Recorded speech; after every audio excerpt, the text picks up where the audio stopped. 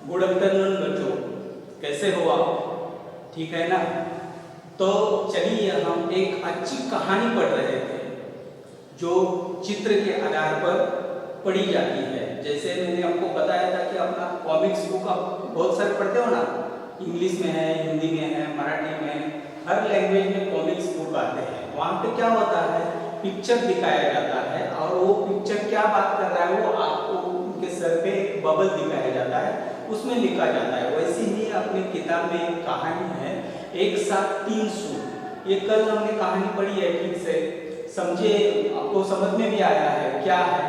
तो तीन आदमी होते हैं, वो एक यात्री होते हैं, वो एक यात्रा उनकी चालू रहती है और रास्ते में उनको एक सिक्का मिलता है। बराबर आपको याद आ रहा है ना?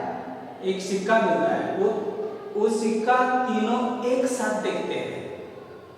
तो क्या हुआ, वो सिक्के के ऊपर वो तीनों का भी अधिकार हो गया।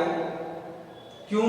तो तीनों ने एक साथ देखा है, इसलिए वो सिक्का तीनों का हो गया। तो वो क्या सोचते हैं, चलो अभी तीनों ने एक साथ देखा है तो ये तीनों का हुआ। इतना तो आपके समझ में आया।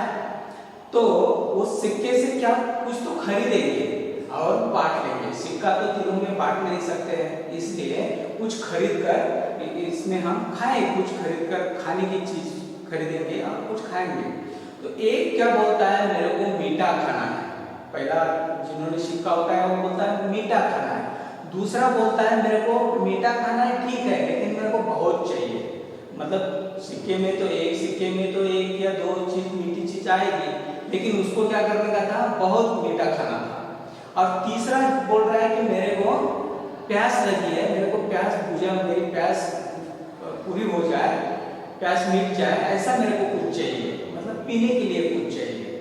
तो देखो इन तीनों का मन अलग अलग चाह रहा है, मतलब इनका मन उलझन में गया है। जैसे हम ये कैसे कैसे कहानी आती गई, देखो पहले पापा बचपन में, पापा जब छोटे थे वो अलग अलग बनना चाहते थे, तभी उनके मन की उलझन थी। उसके बाद एक हमने उलझन नाम की पोएम पढ़ी, उसमें बच्चे लोगों को अलग अलग बनने के लिए बोल रहे हैं। पापा अलग बोलते हैं, माँ अलग बोलती है, बहन अलग बोल रही है, भाई अलग बोल रहा है, दादा अलग बोल रहा है। तो वो उलझन है। और तीसरी कहानी जो चित्रकथा है उसमें भी उलझन है। तीनों वो सिक्के के साथ क्या करें, इस उलझन में डूबे हैं तीनों भी। बराबर है? ये आपके ध्यान में रखो, बात कैसी कैसी आगे जा रही है, पाठ भी वैसे वैसे आगे है। तो ये पाठ लिखा है किसने, एक साथ तीन सूट, एक चित्रकथा है, ये लिखी है लुइस फर्नांडिस। इन्होंने ये लिखी हुई कहानी है। कहानी बहुत दिलचस्प है, अच्छी है। इसमें आपको सीखना है, क्या क्या सीख मिलती है।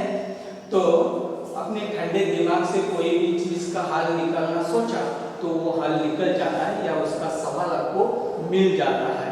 तो देखो ये तीनों एक उलझन में गिरे हैं कि हम, एक बोल रहा है मीठा खाने का है, दूसरा बोल रहा है मेरे को बहुत खाने का है, मीठा ही खाने का है लेकिन बहुत खाने का है। तो एक सिक्के में कितना मीठा आएगा, ज्यादा तो नहीं आएगा। तो तीसरा बोल रहा है मेरे को प्यास बुझानी है। तो तीनों अलग अलग अपना मन की बात लेके झगड़ा कर रहे हैं। इतने से क्या होता है, एक बुड्ढा उस रास्ते से गुजर रहा है, वो इनकी बात, इनका झगड़ा सुन के वहां पे चला आता है और उन्हें क्या कहता है, उन्हें एक सवाल पूछता है, क्यों क्यों तुम इस बात पे झगड़ा कर रहे हो, किस बात पे झगड़ा कर रहे हो। तो तीनों आदमी क्या करते हैं, वो बुड्ढे को अपने मन की बात बता देते हैं। पहले बोलते हैं हमको एक सिक्का मिला है, इस सिक्के से हमें, मुझे मीठा खाना है। दूसरा बोलता है मुझे मीठा ही खाना है लेकिन बहुत खाना है। तीसरा बोलता है मुझे प्यास बुझानी है, मुझे बहुत प्यास लगी है। तो तीनों तीन अपने अपने सवाल लेके इस उलझन में डूबे हैं। तो ये बुड्ढा उनको इस बात से बाहर निकालता है, एक अच्छा हाल निकाल के देता है, उसके ऊपर अच्छा जवाब देता है। क्या जवाब दिया देखो, वो उन्हें क्या करता है, एक फल के फ्रूट की दुकान पे लेके जाता है और उन्हें बोलता है देखो ये अंगूर है, ये मीठे हैं, ये एक सिक्के में बहुत भी आएंगे, मतलब बहुत जिसको ज्यादा खाने का है उसको ज्यादा खाने को भी मिलेंगे, और मीठा खाने का अंगूर मीठे भी है और प्यास भी बुझा सकते हैं। देखो हुआ, सबके मन की शांति हुई, जिसकी प्यास बुझाने वाला। तो तीनों बाद में सोचते हैं अरे वाह कितना अच्छा हाल निकाल दिया, हाँ ये तो सचमुच में गुरु है, इन्होंने मेरे को मीठा खाने का था, मेरे को मीठा मिल गया, मेरे को बहुत खाने का था, मेरे को बहुत सारे अंगूर मिले। और तीसरा बोल रहा है मेरे को प्यास लगी थी, मेरी प्यास भी बुझ गई। देखो आपकी आप सबके समझ में कहानी तो पूरी समझ में आई ना। तो इस कहानी के ऊपर कुछ सवाल है, आपके बुक में तो सवाल दिए नहीं है, लेकिन आपको कुछ सवाल देखने हैं। तो देखो कैसे सवाल आ सकते हैं। ये मैंने निकाले हुए सवाल है। देखो 3 यात्रियों को कहाँ क्या दिखाई दिया, वो यात्रा कर रहे थे, तो इसका आंसर या जवाब कैसा आएगा? 3 यात्रियों को कहाँ मतलब रास्ते में क्या दिखाई दिया? जो क्या दिखाई दिया? तो एक सिक्का दिखाई दिया। कैसा आंसर आएगा इसका? 3 यात्रियों को रास्ते में एक सिक्का दिखाई दिया। दूसरा सवाल है, तीनों उस सिक्के पर उस पर अपना हक क्यों जमा रहे थे? क्यों जमा रहे होगे आप बता सकते हो? एक ही है, क्योंकि वो सिक्का तीनों ने एक साथ देखा था। हाँ, तो इसका आंसर कैसा आएगा? तीनों उस पर अपना हक जमा रहे थे क्योंकि रास्ते में पड़ा हुआ सिक्का तीनों ने एक साथ देखा हुआ था। तीनों ने एक साथ देखा था, इसलिए अपना तीनों हक उसके ऊपर जमा रहे थे। ठीक है, अगला क्वेश्चन देखो। तीनों किस बात पर झगड़ रहे थे? अभी सिक्का तो उनको मिला था, तो किस बात पर झगड़ रहे थे?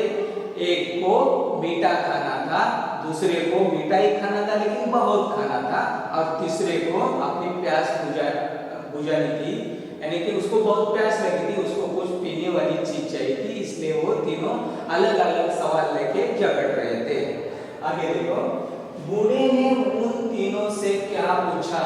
जो बूढ़ा आया उनका झगड़ा देख के उन्होंने उनसे क्या पूछा? तो देखो, बूढ़े ने तीनों की समस्या सुनकर बूढ़े ने तीनों से पूछा, क्या बात है, आप क्यों झगड़ रहे हो? उनका झगड़ा देख के आया, बूढ़े को तो कुछ मालूम नहीं था, तो उन्होंने क्या पूछा? आप क्यों झगड़ रहे हो? बूढ़े ने उन तीनों से क्या पूछा? तो तुम क्यों झगड़ रहे हो, ऐसे पूछा। बूढ़े ने उन तीनों को समस्या का हल क्या बताया? क्या बताया? आपको आगे बताना आना चाहिए। तो वो बूढ़ा उनको फ्रूट के दुकान में लेके गया और उनको बोला कि ये अंगूर बहुत भी आएंगे, ये मीठे भी है और ये प्यास भी बुझा सकते हैं, तो तुम इस सिक्के से अंगूर खरीद लो, ऐसा बताया। एक साथ 3 सुख कैसे मिले? कैसे मिले? तो अंगूर, जिसको मीठा खाना था उसको मीठा मिल गया, जिसको बहुत खाना था उसको बहुत अंगूर मिल गए, और जिसको प्यास बुझाना था उसको उसकी प्यास भी अंगूर खाने से बुझ गए। ये है इसके सवालों के जवाब। मैं आपको लिख के नोट्स भेजूंगा, लेकिन ये सवाल जो है वो आप पहले आपके नोटबुक में लिख लो। मैं लिखने के लिए आपको 2 मिनट का टाइम दे रहा हूँ, आप आराम से लिख लो। लिखने के बाद आप वीडियो को पॉज करके लिख सकते हो। ठीक है, देखो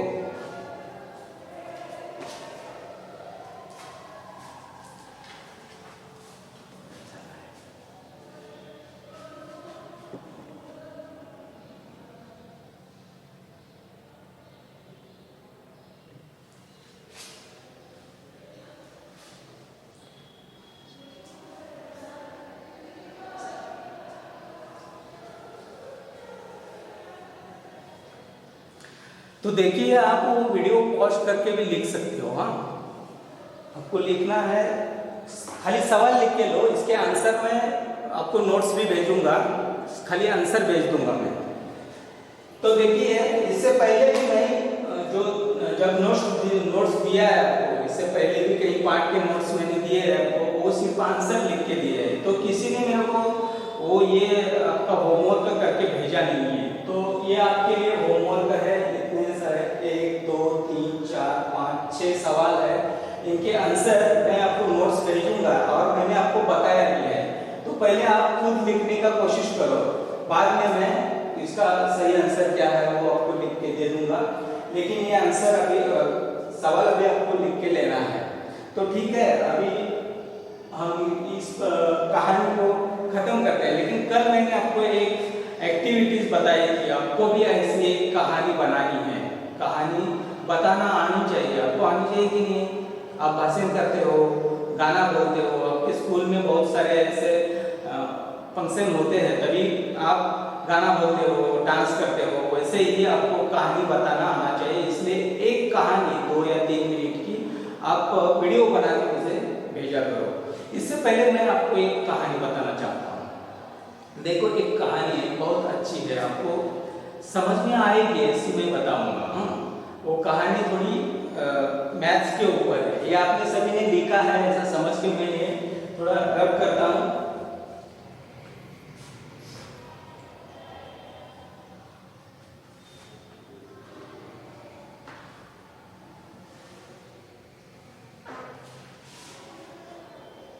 देखो, मैं अभी आपको एक मजेदार कहानी बताने जा रहा हूँ, उससे आप क्या सीख पाओगे। ऐसे ही इसी सब्जेक्ट को लेके एक कहानी है, कहानी बहुत अच्छी है। क्या होता है, एक गांव होता है, इस गांव में, उस गांव में एक आदमी रहता है, उसको एक बेटा था, एक बेटी थी, और उसके पास एक नौकर भी था। कौन था? एक नौकर था। ठीक से सुनो, आपको कहानी अच्छी लगेगी। हाँ, और ऐसे ही कहानी आपको बनानी है और बतानी है मुझे, उसका वीडियो करके मुझे भेजना है। देखो मैं कैसे कहानी बता रहा हूँ, ये आपके लिए एक्टिविटीज है, आया समझ में? तो बच्चों सुनो, क्या होता है, गांव में एक इंसान रहता है, वो, उसको एक बेटा है, एक बेटी है, और उसके पास एक नौकर भी था। तो वो इंसान बूढ़ा होता है और उसके पास प्रॉपर्टी में क्या था, 19 ऊंट थे। 19 ऊंट थे। कितने थे? 19 ऊंट थे। देखो, ये इसमें कुछ मैथ्स भी आपको सीखना है ना। 19 ऊंट थे उसके पास। तो वो क्या करता है, आपका वसीयतनामा लिखता है। मतलब वो बूढ़ा होता है ना, बूढ़ा होता है जब आदमी, तब वसीयतनामा यानी कि लिख के रखता है, मेरा प्रॉपर्टी जितना भी है उसमें उसका बंटवारा कैसा किया जाए। तो बंटवारा कैसा करने का वो अपने वसीयतनामे में लिख के रखता है। तो उसने क्या लिखा था, ये 19 ऊंट है, उसको एक बेटा है, बेटा है, एक बेटी है और एक नौकर है। उसके पास एक नौकर है और ये 19 ऊंट वो लिखता है, मेरे बेटे को इसमें से 19 में से आधा दिया जाए। आधा हिस्सा 19 ऊंट है, उसमें से आधा हिस्सा बेटे को दिया जाए। 1/4 मतलब एक का पूरा 19 का चौथा हिस्सा, चौथा भाग इसका बेटी को दिया जाए और नौकर को 5वां हिस्सा दिया जाए। इसमें से 5वां हिस्सा नौकर को दिया जाए। आपको समझ में आ रहा है? तो सुनो, बेटे को अगर आधा दिया तो 19 है, 19 का आधा कितना होता है? 9.5। 9.5 होता है। इसमें से आधा देने का सोचा तो एक ऊंट को काटना पड़ेगा ना, तो ऊंट तो मर जाएगा, तो चलेगा क्या? ऊंट मरेगा तो किसी के, ना इसको ना उसको। तो लोग जब ये वसीयतनामा पढ़ते हैं तो बोलते हैं एक तो ये मरने वाला, क्या होता है, वो मरने के बाद बंटवारा होता है। जो आदमी जब जिंदा था तभी उसने लिख के रखा ताकि मेरे जाने के बाद इनमें झगड़ा ना हो, इसलिए उसने सब वसीयतनामा लिख के रखा। मतलब उसको मृत्यु पत्र बोलते हैं। वो लिख के रखा, उसमें क्या लिखा, मेरे 19 ऊंट है, उसमें से आधे ऊंट मेरे बेटे को जाए। 1/4 मतलब चौथा हिस्सा बेटी को दिया जाए और 5वां हिस्सा, 20 में से 5वां हिस्सा मेरे नौकर को दिया जाए। ये तो लिख के रखा उन्होंने। वो जब मर गया तभी गांव वालों ने, पंच लोगों ने वो वसीयतनामा पढ़ा तभी उन्होंने सोचा क्या है, क्या लिखा है 19 ऊंट है, उसमें से आधा आधा बोले तो 9.5 ऊंट कैसे दिया जाए बेटे को, तो एक ऊंट को काटना पड़ेगा, काटने के बाद ऊंट मर जाएगा तो क्या फायदा है। तो सोचते हैं वो ये मरने वाला पागल था, इसलिए उसने ऐसा लिख के रखा है। तो आप भी बोलेंगे ना वो पागल है, ऐसे कैसे लिखा। अभी 19 में से आधा 9.5 बेटे को दिया तो बचा कितना, 9.5 बच गया। अभी उसमें से 1/4 देने का है, मतलब 20 में से या 19 में से 1/4 बेटी को दिया जाए तो वो भी और 2-3 ऊंट काटना पड़ेगा, मतलब 1 का तीसरा हिस्सा करना पड़ेगा, तो वो भी और 2-3 ऊंट काटना पड़ेगा। तो सब पंच लोग सोचते हैं अरे ये तो एक तो पागल था मरने वाला, नहीं तो इसने सबको उलझन में डाल के रखा है। देखो बात किधर आई, उलझन में बात आई कि क्या किया जाए, कुछ समझ में नहीं आ रहा है किसी को, मतलब ये करे वो करे क्या करे, पंच लोगों को समझ में नहीं आ रहा है। तो एक आदमी बोलता है देखो हमारे पड़ोस के गांव में एक ज्ञानी पंडित है, उसको बुलाएंगे ना तो इस समस्या का हल वो ठीक से बता देगा। तो क्या करते हैं, उनको बुलाया जाता है। किसको बुलाया जाता है, बाजू वाले गांव में एक ज्ञानी पंडित रहता है, वो ज्ञानी आदमी रहता है, वो बहुत सारा ऐसा कुछ किया हुआ न्याय किया हुआ रहता है, तो उसको बुलाया जाता है। तो देखो वो आदमी भी कैसे आता है, वो अपने ऊंट के ऊपर बैठ के आता है। वो क्या करता है, अपना भी ऊंट, उसका भी एक ऊंट होता है, उसके ऊपर बैठता है और वो चला आता है ये समस्या का हल निकालने के लिए। तो वो आता है, वो आने के बाद सब बोलते हैं अरे ये ज्ञानी है ठीक है, लेकिन ये समस्या तो बहुत बड़ी है, कैसे उलझाए, इस समस्या का हल कैसे निकाले। तो वो पंडित आता है, पहले ठंडे दिमाग से सोचता है क्या क्या इधर समस्या क्या है। तो समस्या वो पूरी तरह से उसको समझाई जाती है। 19 ऊंट है, 19 में से आधे बेटे को देने हैं, 1/4 यानी चौथा हिस्सा बेटी को देना है और 5वां हिस्सा नौकर को देना है। तो ऊंट को तो मारना पड़ेगा ही, 1 2 3 ऊंट तो मारना ही है, ये सबके दिमाग में यही चल रहा है। लेकिन ये पंडित देखो अपने ऊंट के ऊपर बैठ के आया है, वो थोड़ा ठंडे दिमाग वाला है, वो उस इलाके में प्रसिद्ध था, ये ऐसा न्याय करने में माहिर था। तो देखो उन्होंने क्या किया, होता है इतनी बड़ी समस्या नहीं है, तुम शांत दिमाग से सोचो। तो शांत दिमाग से सोचने से हर समस्या का हल निकल जाता है, यही अपने को इसमें से सीख मिलती है। देखो उन्होंने क्या किया, 19 ऊंट था उसके पास और वो एक ऊंट के ऊपर से बैठ के आया था। वो बोला मेरा भी ऊंट इसमें शामिल करो और इन्हें बांट दो।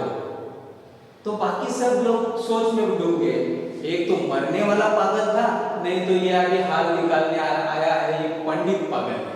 ऐसे करके लोग हंसने लगे, अरे ये और एक पागल आ गया बोल के हंसने लगे। वो खुद का ऊंट इसमें शामिल करके बांटना चाहता है, तो सब और उलझन बढ़ गई। तो देखो उन्होंने क्या किया, अपना ऊंट इसमें मिला दिया, कुल मिला के हुआ कितना ऊंट, 20।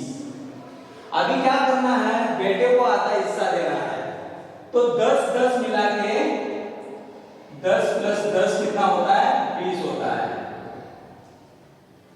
तो बेटे को दिया आधा हिस्सा, कितना दिया बेटे को, आधा 10 दिया, बचा कितना, 10 बच गया, 10 बचा ना। तो 20 में से चौथा हिस्सा, ये 20 में से चौथा हिस्सा बेटी को देना है। तो चौथा हिस्सा कितना होता है, देखो चौथा हिस्सा 10 का हाफ किया 5 होता है, तो चौथा हिस्सा 5 मिला के कितना होता है, देखो 5 + 5 + 5 + 5 20 होता है ना। तो बेटी को कितना दिया, 5 ऊंट दिया, बेटी को कितना दिया, 5 दिया, चौथा हिस्सा आ गया। और नौकर को कितना देना है, 20 में से 5वां हिस्सा, तो 4 मिला के 5वां हिस्सा, 5 × 4 मिलाओ, 4 + 4 + 4 + 4 1 2 3 4 + 4 कितना होता है, 20 होता है ना। मतलब नौकर को आता है 4 ऊंट, नौकर को कितना 4 ऊंट मिला। कुल मिला के कितना होता है देखो, 10 और 5 15 हुआ, 15 और 4 19 हुआ। उस किसान के पास कितने ऊंट थे, 19 ऊंट थे। सबको अपने अपने हिस्से के ऊंट मिल गए। जो पंडित ने अपना ऊंट उसमें मिलाया था वो था 20वां ऊंट। वो पंडित अपना ऊंट लेके चला गया। समझ में आई कहानी? उन्होंने कैसा अपना दिमाग ठंडा रख के अपना 19 ऊंट में अपना एक ऊंट मिला के 20 किया। 20 में से आधा हिस्सा बोले तो 10 बेटे को दिया। 20 में से 1/4 यानी चौथाई कितनी होते हैं, 5 ऊंट। 5 ऊंट बेटी को दिए और नौकर को देना था 5वां हिस्सा, यानी कि 20 में से 5वां हिस्सा आता है 4 ऊंट। 4 ऊंट नौकर को दिए। कुल मिला के देखो 10 और 5 15 और नौकर को दिए हुए 4 मिलके 19 ऊंट हो गए। वो किसान के या उस मरे हुए आदमी के जिसने वसीयतनामे में लिखा था ऐसा ऐसा बंटवारा करो, उसके पास 19 ऊंट थे। 19 वो तो बांट दिए बराबर। कैसे बांटे गए, जब उस पंडित ने अपना ऊंट उसमें मिलाया तब ये बंटवारा हुआ ठीक से। तभी सब अचंभित हो गए, अरे ये कैसे हो गया, ये तो सचमुच ज्ञानी है। तभी उन्होंने उनको मान लिया। देखा, तो उलझन कैसी भी हो, समस्या कैसी भी हो, उसके ऊपर हल जरूर है, लेकिन वो ठंडे दिमाग से सोचना चाहिए। तो आप इसमें से क्या सीखे, हर समस्या का हल निकलता है, सिर्फ अपना दिमाग ठंडा रख के सोचना चाहिए। तो आज हम इधर ही रुकते हैं। कहानी कैसी लगी वो आपको भी ऐसे ही कहानी, ऐसे ही मतलब जैसे मैंने बताया वैसी कहानी आपको बतानी है। मैंने बहुत लंबी कहानी बताई, आप छोटी कहानी बताओ। जैसे आपके पास बहुत सारी कहानी की किताबें हैं, उसमें से कहानी पढ़ो और 2 या 3 मिनट का वीडियो बना के मुझे भेजना। ये आपके लिए एक्टिविटीज है, उसके लिए मैं आपको मार्क्स या ग्रेड दे दूंगा। आपके लिए ग्रेड या मार्क्स मिलने वाले हैं। तो मुझे ये पाठ पढ़ने के बाद, ये सब होने के बाद आपकी कहानी बना के मुझे भेजना है। तो चलो, कहानी कैसी लगी, अच्छी लगी ना? तो आज हम इधर ही रुकते हैं, फिर मिलेंगे ऐसी नई नई कहानियां लेके। आपके पाठ में जो पाठ है, पोएम्स है, वो आपका सब हमें देखना है। तो एक और एक समस्या है, आप मुझे होमवर्क नहीं भेज रहे हो। कल या परसों मैंने आपके सबके व्हाट्सएप पे पर्सनली मैसेज डाला है कि मुझे आप होमवर्क क्यों नहीं भेज रहे हो।